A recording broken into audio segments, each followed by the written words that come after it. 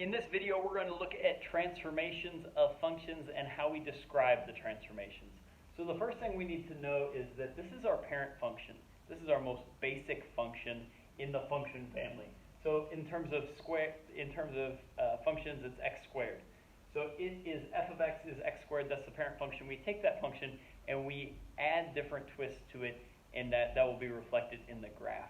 So here is a form that you will see often. It's called vertex form. That's going to be one of the predominant forms that we're going to be looking at.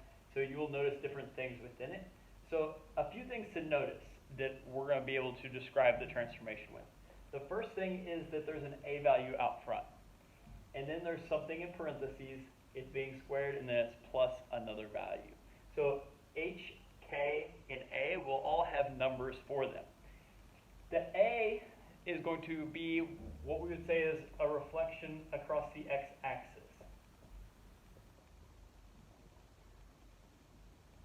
And that's if it's negative. If it's not negative, it has not been reflected. The h value is going to tell you left and right. If this is x minus a value, that is actually going to tell you to move to the right. And if it's plus, it's going to tell you to move to the left. The last value is the k value out to the side. That's going to tell you up and down. If it's negative, it goes down. If it's positive, it goes up. So we're going to take a look at a few examples right here to describe these transformations. The first thing on example A that I'm going to look at is the a value. The a value is not there. So it's a positive 1. It has not been reflected across the x-axis. The next thing that I'm going to look at is inside here and here. Let's start with negative 4. Negative 4 tells us up and down. It's negative 4. It's going to be down 4 is the transformation that one's impacting. This one from the parent function, it's negative 3 is what you see. That's going to take us to the right 3. So what's in parentheses is kind of contrary to what our brain thinks or our brain sees. When you see negative, you think left, but it's actually right. So we just have to remember that portion. B are different things that are impacting it. Positive 7. We don't have a parenthesis here, but it would be like x plus 0, so we're not moving left and right. But then we have this negative 1 out here.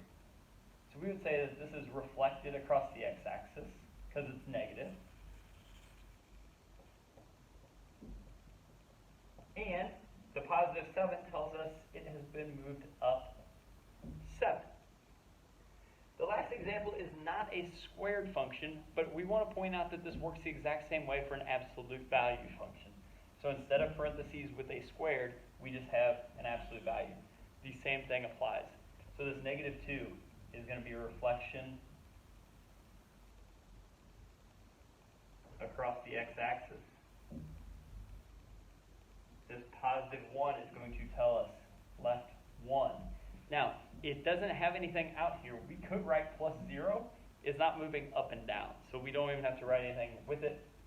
But these are the components that we would need for each of these to describe the transformation. Now, we're going to take a second and we're going to write some functions based on information. So it's telling us left 3 and up 2. So we have to write a function, and we're going to start with this parent function. And so it's going to be y equals, it's not talking about reflection, so we don't need to mess with that. But then we'll have this form, and then we'll have something outside of it as well. So let's start with up 2. Up 2 is going to be over here. It's represented by plus 2. Inside left 3, when we see something that is telling us to the left, it's going to be positive 3. So it's going to be opposite of what we think. On B, we're going to reflect it, and then we're going to shift it up. So reflecting it is going to mean that we need a negative 1 out front or some kind of negative number. So we're just going to stick with negative 1 for right now. It can be any negative number. We're going to shift it up 1. So we're not moving left and right. We don't need anything inside here, but we do need the squared. And then up 1, so plus 1. We can clean this up a little bit. and make it y equals negative x squared plus 1 as a final answer. Now, we have this function, and we're going to shift it down 3 and to the right 4. One of the things that I do with this is if it's down 3, I'm going to subtract 3. If it's to the right 4, I'm going to subtract 4 from what's inside here. So if I'm rewriting my function, the negative 2 stays.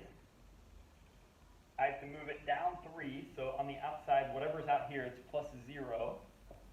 We have to subtract 3 from it, so it ends up becoming 0 minus 3, which is just negative 3. And then inside, we had plus 1, but we had to subtract 4 from it,